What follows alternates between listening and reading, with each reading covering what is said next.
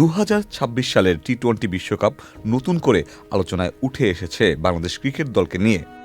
বিশ্বকাপের গ্রুপ পর্বে বাংলাদেশের 4টি ম্যাচ ভারতের মাটিতে হওয়ার কথা ছিল, কিন্তু সাম্প্রতিক কূটনৈতিক পরিস্থিতি ও নিরাপত্তা উদ্বেগের কারণে বাংলাদেশ ক্রিকেট বোর্ড আইসিসির কাছে এই ম্যাচগুলো ভারত থেকে সরিয়ে নেওয়ার অনুরোধ জানায়। এই সিদ্ধান্তের প্রভাব শুধু ক্রিকেটের মধ্যেই সীমাবদ্ধ নয়, এর সঙ্গে জড়িয়ে আছে বড় অঙ্কের অর্থনৈতিক হিসেব। ভারতে বাংলাদেশ দলের ম্যাচ মানেই গ্যালারিতে উল্লেখযোগ্য দর্শক উপস্থিতি, বিশেষ করে বড় শহরগুলোতে। পূর্ব ঘোষিত সূচি অনুযায়ী কলকাতা ও মুম্বাইয়ে হওয়ার কথা রয়েছে বাংলাদেশের 4টি ম্যাচ। ইডেনে দর্শক ধারণ ক্ষমতা 63,000, আর ওয়াংখেড়ের ক্ষেত্রে সংখ্যাটা 33,000। সব মিলিয়ে বাংলাদেশের 4টি ম্যাচে প্রায় 2,22,000 টিকিট বিক্রির সম্ভাবনা ছিল।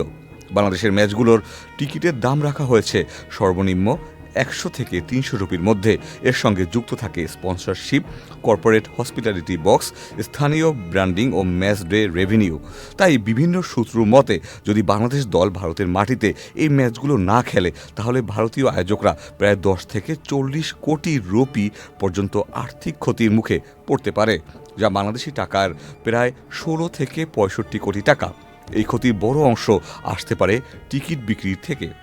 আইসিসির নিয়ম অনুযায়ী টিকিট বিক্রির চূড়ান্ত মালিকানা আইসিসির হলেও আয়োজকদের হিসেবে ভারত স্থানীয় আয়, ভেন্যু ব্যবস্থাপনা এবং স্পন্সরদের মাধ্যমে বড় অঙ্কের রাজস্ব পাওয়া আশা করতে পারে। সেই জায়গাতেই বাংলাদেশ ম্যাচ সরানো হলে সরাসরি ধাক্কা লাগতে পারে।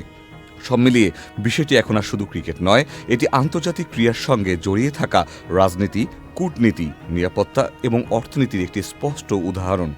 আইসিসি শেষ পর্যন্ত কী সিদ্ধান্ত নেয়, সেটার দিকেই এখন তাকিয়ে আছে ক্রিকেট বিশ্ব। Ikhtiyar Ferdous, channel I.